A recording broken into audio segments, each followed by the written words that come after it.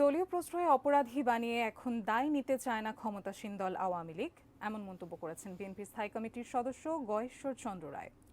শনিবার বিকেলে ঢাকা রিপোর্টার্স ইউনিটিতে জাতীয় কবি কাজী নজরুল ইসলামের জন্মবার্ষিকী উপলক্ষে আয়োজিত এক আলোচনা সভায় অংশ নিয়ে এ মন্তব্য করেন তিনি। প্রশ্ন তোলেন, যাদের ব্যবহার করে ক্ষমতায়, তারা চোখ উল্টালে কোথায় যাবেন? খুন হওয়া এমপি আনার প্রসঙ্গে বিএনপির স্থায়ী কমিটির সদস্য বলেন, দেনা পাওনা আর স্বার্থের দ্বন্দ্বেই এই খুনের ঘটনা, যেখানে খুনি আর ভিকটিম দুজনেই অন্ধকার জগতে জড়িত। এই যে বিনা ভোটে নির্বাচন, লাখ দিনের ভোট ট্রাকে কাটে, কাদের থেকে কাটাচ্ছে? পারবেন চোখ উল্টাতে? পারবেন না।